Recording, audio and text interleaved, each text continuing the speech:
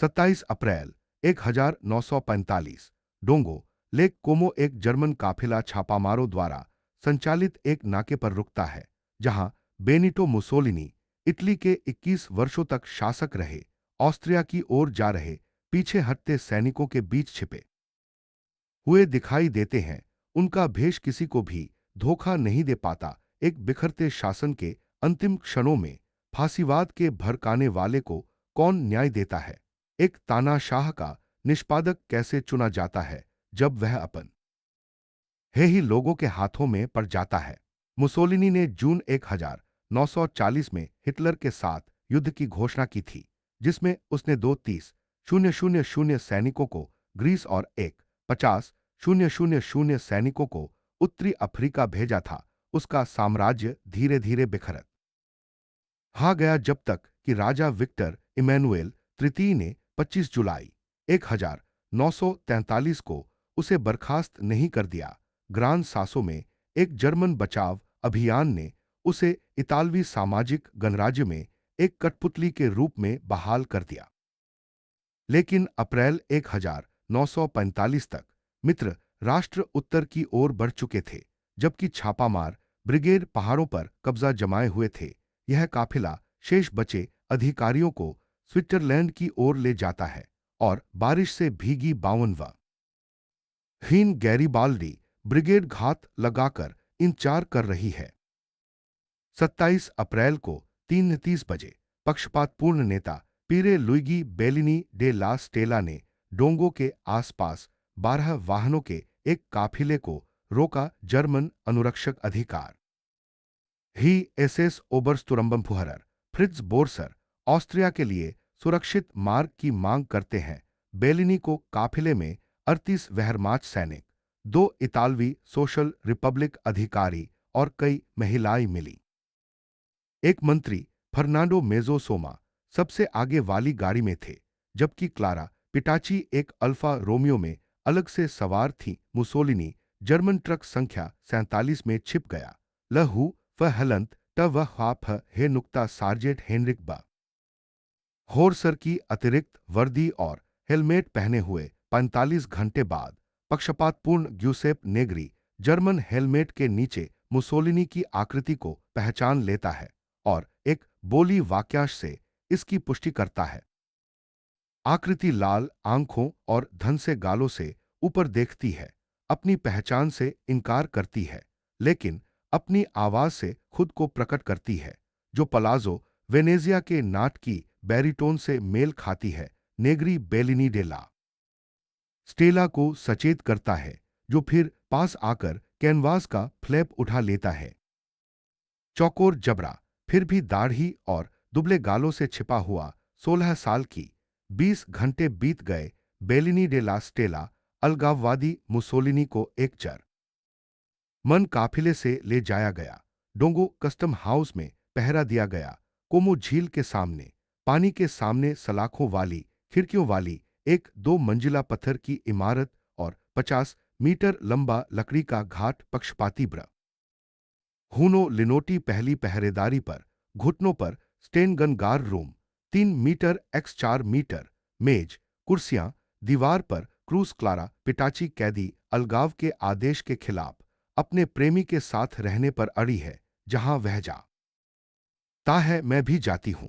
वह अपने कुलीन रोमन लहजे में पक्षपातियों से कहती है। फर कोट और गहने बंदी के रूप में भी कुलीनता का प्रतीक है। बंदरगाह प्रमुख के कार्यालय के पास भूतल पर एक कमरे में बंद भय शपाती ग्यूसेप बिनी कैदियों के बीच संपर्क को रोकने के सख्त आदेशों का पालन करते हुए जेल के दरवाजे पर सतर्कता से पहरा दे रहे हैं। इसी समय एक जर्मन काफिला उत्तर की ओर यात्रा कर रहा है। एसएस ओबरस्टुरम्बमफुहरर बिर्जर ने नजरबंदी पर असंतोष व्यक्त किया है और संभावित राजनीतिक परिणामों की चेतावनी दी है। फिर भी स्विट्जरलैंड जाने वाले सभी रास्तों पर पक्षपातपूर्ण अवरोध हावी है। अनुस्वर वेहरमाच के वाहन गायब हो जाते हैं। मंत्री फर्नांडो मेजोसोमा और 1 दर्जन अन्य अधिकारियों को सियावेना में एक अस्पष्ट सीमा पार की ओर ले जाते हुए कोमो में पक्षपातपूर्ण मुख्यालय में टेल ही फोन की घंटी बजती है। बेलिनी डे ला एस्टेले ने कोरित वाक्यांश हमने बड़ी मात्रा में पकड़ लिया है का उपयोग करके गिरफ्तारी की सूचना दी। कर्नल वेलेरियो फर्मो 72 मेगाहर्ट्ज रेडियो आवृत्ति के माध्यम से मिलान से संपर्क करते हैं। कम्युनिस्ट नेता लुइगी लोंगो ने संदेश प्राप्त किया और कोमो के लिए तत्काल परिवहन की मांग की। पहाड़ी गांवों से होकर 22 किलोमीटर तक फैली एक घुमावदार सड़क, जहां पक्षपातपूर्ण इकाइयां प्रत्येक चौकी की निगरानी करती हैं, मार्ग दिखाती है।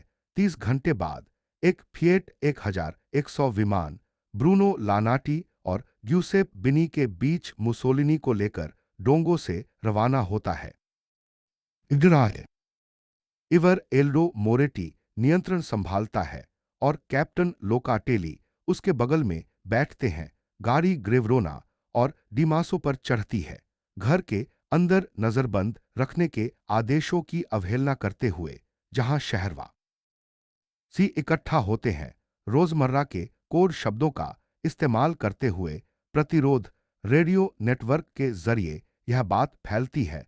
मुसोलिनी बिना कुछ बोले झील को देखता है, सिगरेट जलाने की कोशिश करते हुए। उसके हाथ कांप रहे हैं। समय 45 घंटे बीतता जाता है। गाड़ी कोमो पहुंचती है, जहां मध्ययुगीन शहर की दीवारों और गिरजाघरों की मीनारों पर रात छा जाती है, जो स्विट्जरलैंड के ऐतिहासिक मार्गों के प्रतीक हैं। क्षेत्रीय छापामार कमांडर पियर जियोर्जियो फर्मोवाया रोवेली 35 पर इंतजार कर रहे हैं, जो एक 4 मंजिला इमारत है जिसे मार्च में उत्तर की ओर भागे फांसीवादी पार्टी के अधिकारियों से किया गया था। मुख्यालय दूसरी मंजिल पर है, जहां रेडियो उपकरण, जब्त किए गए दस्तावेजों से भरी अलमारियां और मिलान के लिए एक सुरक्षित टेलीफोन लाइन है। फर्मो की कमान में तीसरे गैरीबाल हलंत्री डिवीजन में 400 छापामार सैनिक हैं, जो कोमो और स्विस सीमा के बीच पहाड़ों में छिपे हुए हैं। लुगानो से लेको तक मुसोलिनी का अधिकार तटस्थ क्षेत्र की ओर जाने वाले सभी प्रमुख मार्गों को अपने घेरे में समेटे हुए है। 4 मीटर गुना 3 मीटर के एक कमरे में छत से लटका एक अकेला 60 वाट का प्रकाश बल्ब रोशन है, जबकि सड़क की ओर वाली खिड़कियों पर काले पर्दे लगे हैं। कमरे के उस पार मारिया गोंजाट्टी एक मेज पर बैठी हैं और आगामी सत्र के दौरान अपने 12 पृष्ठों के संक्षिप्त नोट्स लिख रही हैं। फर्मो खुफिया रिपोर्टों और रिकॉर्ड किए गए जर्मन रेडियो प्रसारणों से भरा एक मनीला फोल्डर खोल रहे हैं। बैकअप स्टेनोग्राफर कार्लो बियांची मुख्य मशीन में खराबी आने की स्थिति में एक टाइपराइटर के साथ तैयार हैं।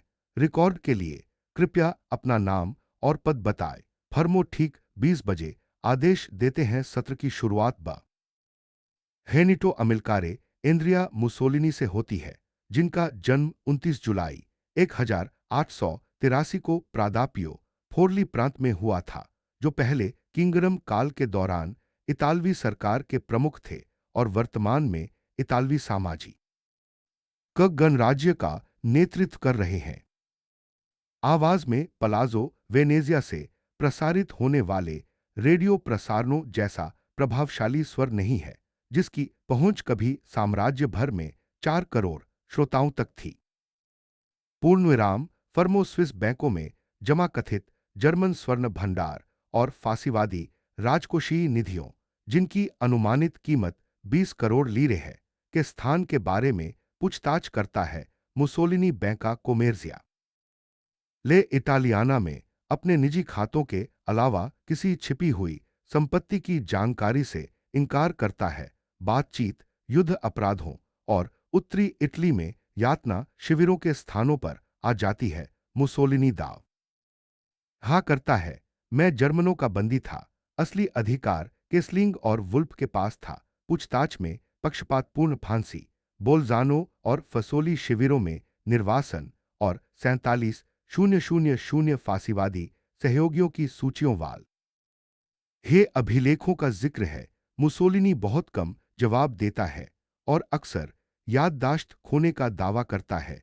फॉसेआर्डितिन नरसंहार के बारे में सवालों को जर्मन कमांडर हर्बर्ट कपलर का हवाला देकर टाल दिया जाता है। उनका दावा है, मुझे बाद में जानकारी दी गई थी। फर्मों ने विवरण के लिए पूछताछ जारी रखी।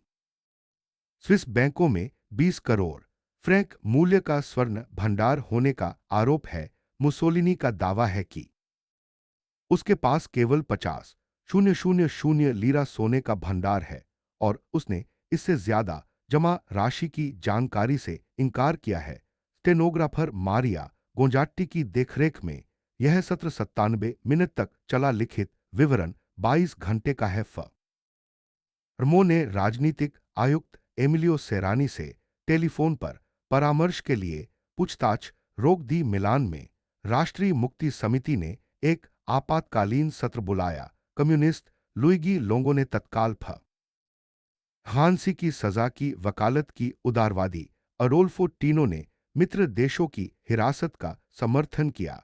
समाजवादी सैंड्रो पर्टिनी ने गतिरोध का समाधान करते हुए कहा, जनता अब न्याय चाहती है। मतदान में हलंतकाल कार्रवाई की अनुमति दी गई।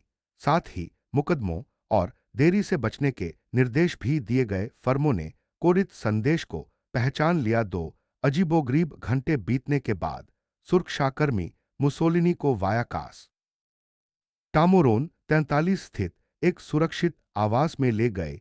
यह आवास उनके समर्थक ग्यूसेप गुफाती का है, जो रात के लिए वहां चले गए। मुसोलिनी के लिए ब्रेड, पनीर और चियांटी वाइन वाला खाना लाया जाता है, लेकिन पे की समस्या के कारण वह कम खाता है। क्लारा पेटाची 30 मिनट बाद पहुंचती है। उसका फर कोट कीचड़ के धब्बों से सना हुआ है। आधी रात करीब आ रही है। मुसोलिनी एक सिंगल बेड पर लेटा है और पेटाची खिड़की के पास सब बैठी है। पक्षपातपूर्ण गार्ड उर्बानो लाजारो बेरेटा सबमशीन गन से लैस दालान से निगरानी कर रहा है। मुसोलिनी लेखन सामग्री मांगता है और अपनी पत्नी रिसेली को एक पत्र लिखता है। चक्र पूरा होगा या है वह लिखता है, मैं अपनी अंतिम परीक्षा का सामना कर रहा हूं। नीचे कारों के इंजनों की आवाज सुनाई दे रही है। जर्मन ट्रैफिक स्विट्जरलैंड की ओर बढ़ रहा है। 15 घंटे बाद 28 अप्रैल आ गया। होमो मिलान और क्षेत्रीय कमान पोस्टों के बीच रेडियो प्रसारण तेज हो गए। राष्ट्रीय मुक्ति समिति पलाजो मैरिनो में एक आपातकालीन बैठक जारी रखे हुए है। कम्युनिस्ट लुइगी लोंगो संभावित हलंतमन बचाव प्रयासों को विफल करने के लिए तत्काल फांसी की वकालत कर रहे हैं, जबकि समाजवादी सैंड्रो पर्टिनी इस रुख का समर्थन कर रहे हैं। लोग न्याय की मांग करते हैं, पर्टिनी ने घोषणा की और आगे कहा, अभी पक्षपातपूर्ण सैन्य कानून के तहत मतदान के साथ वे तत्काल कार्रवाई को अधिकृत करते हैं। मिलान में पक्षपातपूर्ण मुख्यालय में कर्नल वाल्टर ऑरिजियो को उनके निर्णायक निर्देश प्राप्त होते हैं। उनके मिशन के लिए किसी लिखित दस्तावेज की आवश्यकता नहीं है और 24 घंटे के भीतर आबादी वाले क्षेत्रों से दूर तत्काल निष्पादन की आवश्यकता है। इलोना टुकड़ी की कमान संभालते हुए ऑरिजियो अपनी यात्रा के लिए तैयार होता है। अपनी बेरेटा पिस्तौल और एक अतिरिक्त M38 सबमशीन गन पैक करता है। ब्रायन 45 घंटे दूर है। एक फिएट 1500 में मिलान को छोड़कर एल्डो लेम्प्रेट्टी ड्राइव करता है, जब कि एल्डो मोरेटी कमिसार ऑरिजियो के साथ होता है। उनका मार्ग सेरानो और वारेसे से होकर लेक डिस्ट्रिक्ट की ओर जाता है। लोवेनो और लुइनो में सड़क अवरोध उनकी प्रगति में बाधा डालते हैं। जहां पक्षपातपूर्ण गार उनकी पहचान की जांच करते हैं, वे कागजात पेश करते हैं। कार अंततः भोर में कोमो पहुंचती है। मुसोलिनी अपनी अस्तव्यस्त वर्दी में पूरी तरह से धुंधला पाया जाता है, जिस पर अभी भी फांसीवाद का प्रतीक चिन्ह लगा हुआ है। पटाची टूटे हुए शीशे के सामने अपने बालों में कंघी कर रही है। जाने का समय हो गया है। ऑरिजियो घोषणा करता है, मुसोलिनी किसी मुकदमे या कैदियों की अदला बदली के बारे में पूछताछ करता है। 8-15 घंटे बीत जाते हैं। ऑरिजियो कहता है, कोई मुकदमा नहीं चलेगा, यही न्याय समाप्त होता है। समूह 2 वाहनों में भर जाता है। ऑरिजियो और कैदी लैम्प्रे ही द्वारा चलाई जा रही एक प्रमुख फिएट 1500 में यात्रा करते हैं। गार, अर्नेस्टो डायनी और ग्यूसेप फ्रैंकी दूसरे वाहन में सवार होते हैं। जैसे ही वे मिनागियो और ट्राइमेसो से गुजरते हैं, कोमो झील से धुंध उठती है, जबकि बंद पर्यटक विला उनके रास्ते में कतार में खड़े हैं। बादलों से घिरे आसमान में तापमान 12 डिग्री तक पहुंच जाता है। 8:45 बजे वे बोनजानिगो में मुख्य सड़क से प्रस्थान करत हैं और एक संकरे बजरी वाले रास्ते से ग्यूलिनो डी मेज़ेग्रा 1936 की जनगणना के अनुसार जनसंख्या 342 के एकांत गांव की ओर जाते हैं। यह स्थान मुख्य सड़कों और खुले मैदानों से इसकी दूरी के कारण चुना गया है जो अप्रत्याशित पहुंच को रोकते हैं। रास्ता विला बेलमोटे के पास एक पत्थर की दीवार पर समाप्त होता है, जो 19वीं सदी की एक परित्यक्त संपत्ति है और आखिरी बार 1943 में तब बसी थी जब इसके जर्मन मालिक स्विट्जरलैंड भाग गए थे। आसपास के शाहबलूत के पेड़ विमानों या दूर से देखने वालों से प्राकृतिक छिपने की जगह प्रदान करते हैं। खुले चरागाह के 200 मीटर पार, जहां मवेशी लकड़ी की बाड़ के पास चरते हैं, एक अकेला फार्म हाउस है। यह एकांत स्थान जो गोपनीयता प्रदान करता है, अभी भी तेजी से बाहर निकलने के लिए कार द्वारा आसानी से पहुंचा जा सकता है। विला बेलमोटे युद्धकालीन क्षय के प्रभावों को दर हलनचाता है, जिसमें टूटे हुए शटर, टेढ़े फटे हुए प्लास्टर से नीचे की ईंटें दिखाई देती हैं और मुख्य प्रवेश द्वार को ढकने वाली घनी आइवी है, जहां सितंबर 1943 में स्थानीय प्रतिरोध द्वारा एक बार फांसीवाद ही प्रतीक को तराशा गया था। जर्मन उद्योगपति क्लॉस वेबर के पास यह संपत्ति थी, इससे पहले कि वह स्विट्जरलैंड भाग गए। जब मित्र देशों की सेना गॉथिक शहर के पास पहुंची, बाद में विला से मूल्यवान कला हृतियों को कथित तौर पर पीछे हटते वेहरमाच सैनिकों द्वारा लूट लिया गया था। एक 8 मीटर ऊंची, 30 मीटर लंबी पत्थर की दीवार, जिसे स्थानीय राजमिस्त्रियों ने 1887 में पास के ग्रेनाइट पत्थर का इस्तेमाल करके बना या था, पर पिछले संघर्षों के निशान हैं, गोलियों के निशान और पक्षपातपूर्ण गतिविधियों की नक्काशी। दीवार के कुछ हिस्सों पर भित्तिचित्रों की सजावट है, जिनमें 1943 के दौरान काली कमीजों वाले हिवादी नारे और उसके बाद सुरक्षा अभियानों और पक्षपातपूर्ण प्रतिक्रियाओं के निशान शामिल हैं। लोहे की कीलों से सजे इस द्वार पर वेबर परिवार का राजचिह्न प्रदर्शित है, लेकिन इसे हथौड़े और हांती के प्रतीकों से विकृत कर दिया गया है। मौसम भी अभियान में मददगार है, क्योंकि सुबह 8 से 9 बजे तक जर्मन टोही विमानों की सूचना मिलने पर आसमान बादलों से ढका रहता है, जिससे प्राकृतिक छलावरण मिलत है, जबकि तापमान 12 डिग्री सेल्सियस बना रहता है और हल्की दक्षिण पश्चिमी हवाएं आबादी वाले इलाकों से आवाजें दूर कर देती हैं। घाटी में 800 मीटर की दृश्यता आने वाले वाहनों की पूर्व चेतावनी देती है और दूर बैठे पर्यवेक्षकों की गतिविधियों को छिपाती है। कल बीत जाएगा। ऑरिजियो कैदियों को उनके वाहनों से बाहर निकलने का आदेश देती है, उन्हें एक पत्थर की दीवार के सहारे खड़ा करती है। होलिनी अपने बाएं कंधे पर अपनी फांसीवादी पार्टी का प्रतीक चिन्ह लगाए हुए है। पटाची ने 7,000 लीरा और निजी सामान से भरा एक छोटा सा चमड़े का पर्स कसकर पकड़ रखा है। राष्ट्रीय मुक्ति समिति के आदेश से तुम्हें मौत की सजा सुनाई जाती है, ऑरिजियो घोषणा करता है। वह अपनी बेरेटा मॉडल 1934 पिस्तौल निकालता है। मुसोलिनी अपने कंधे सीधे करता है। मेरे सीने में गोली मार दो, वह मांग करता है। आदेशों की हेलना करते हुए पटाची पास आती है और हस्तक्षेप करने की कोशिश करती है। तुम उसे फांसी नहीं दे सकते। वह विनती करती है। वह बीमार है। पूर्व ड्यूक अपनी 61 साल की उम्र से लगभग 20 साल बड़े लगते हैं। हाँ। 10 घंटे में, ऑरिजियो जवाब देता है। वह बेरेटा को मुसोलिनी के सीने पर निशाना बनाता है और गोली चला देता है। बंदूक जाम हो जाती है। पुनः प्रयास करने पर उसे एक और असफलता का सामना करना पड़ता है। इसके बाद लैम्प्रेटी अपनी MAS-38 सबमशीन गन से 9 नकली 9 मिमी राउंड लोड करता है। ऑरिजियो हथियार पकड़ता है और नियंत्रित गोलाबारी करता है। गोले मुसोलिनी के धड़ और गर्दन पर लगते हैं, जिससे वह दीवार से टकरा रब बजरी पर गिर जाता है। उसके बेजान शरीर के नीचे खून का एक गड्ढा बन जाता है। फांसीवादी पार्टी का प्रतीक चिन्ह अलग होकर 3 मीटर दूर गिरता है। पटाची बेन चिल्लाती है और सड़क की ओर दौड़ती है। औरी जियो एक बार फिर गोली चलाता है, जिससे उसकी पीठ और बांध में चोट लगती है। वह 10 मीटर तक लुढ़कती है और फिर एक नाले के पास गिर जाती है।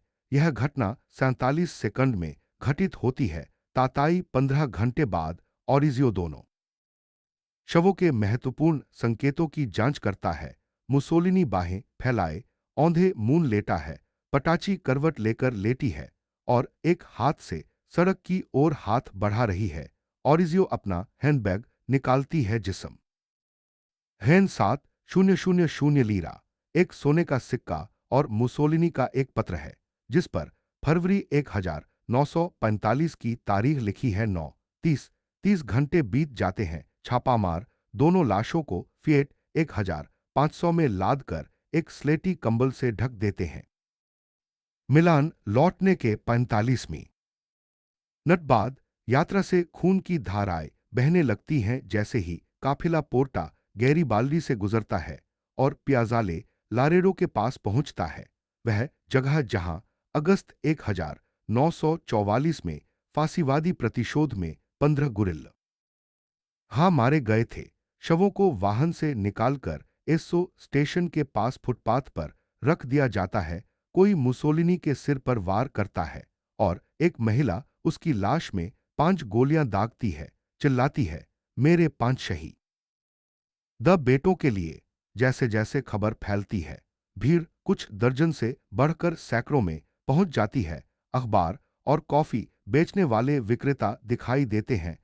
स्थानीय निवासी कैमरे, डंडे और रसोई के चाकू लहर हाते हुए निकलते हैं। बच्चे पत्थर फेंकते हैं, जबकि बड़े लाशों पर थूकते और पेशाब करते हैं। कोई एक फुटबॉल उठाता है और मुसोलिनी के सिर पर मारता है, जिससे जयकारे लगते हैं। 21 सालों में दबा हुआ व्यवस्थित हिंसा में बदल जाता है। 30 घंटों के भीतर भीड़ 2,000 लोगों को पार कर जाती है। नागरिक शवों के साथ फोटो खिंचवाते हैं।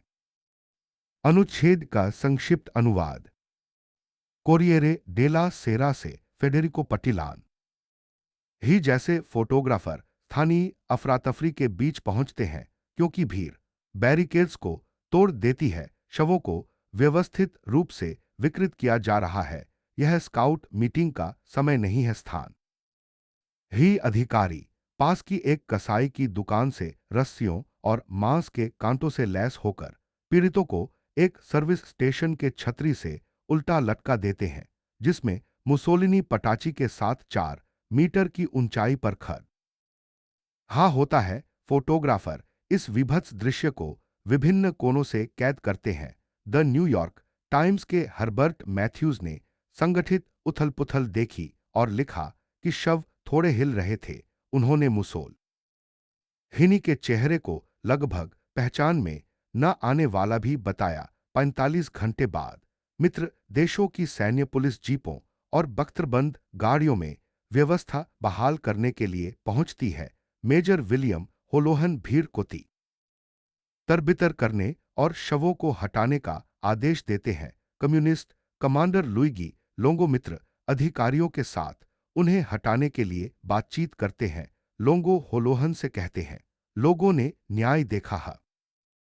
यह 20 घंटे बाद घटनास्थल साफ हो जाता है।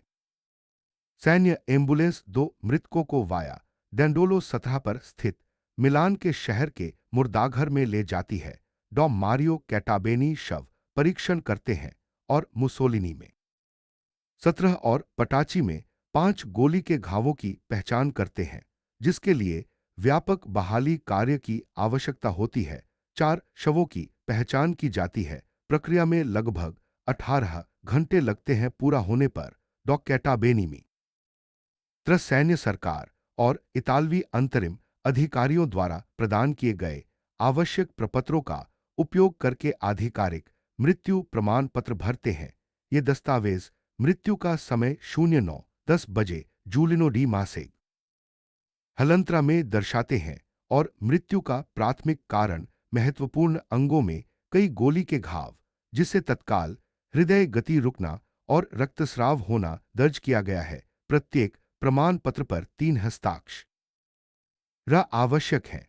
पक्षपातपूर्ण कमांडर वाल्टर ऑरिजियो, मित्र संपर्क मेजर होलोहन और राष्ट्रीय मुक्ति समिति के इतालवी प्रशासनिक अधिकारी ग्यूसेप रोमिता के शवों को मुर्दाघर की पहचान संख्या या 632 और 633 दी गई है, जो 1923 से दर्ज की जा रही हैं।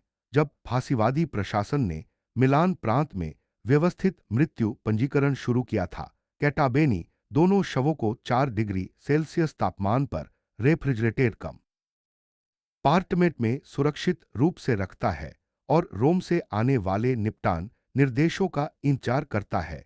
यह मुर्दाघर, जिसे शुरू में सामान्य मृत्यु दर को संभालने के लिए डिजाइन किया गया था, अब युद्ध, राजनीतिक हिंसा और हाल ही में हुए सड़क युद्धों के पीड़ितों को रखता है, जिनमें मिलान की मुक्ति के दौरान 847 लोगों की जान चली गई थी। मित्र देशों के अधिकारियों ने शुरू में मुसोको कब्रिस्तान में गुप्त रूप से दफनाने की योजना बनाई थी ताकि इसे फांसीवादी तीर्थस्थल बनने से रोका जा सके, लेकिन संभावित नवफांसीवादी विरोध प्रदर्शनों की खुफिया जानकारी मिलने के बाद स्थान बदल दिया गया। 30 घंटे बाद उन्होंने ऐसे प्रदर्शनों से बचने के लिए ऐसा किया।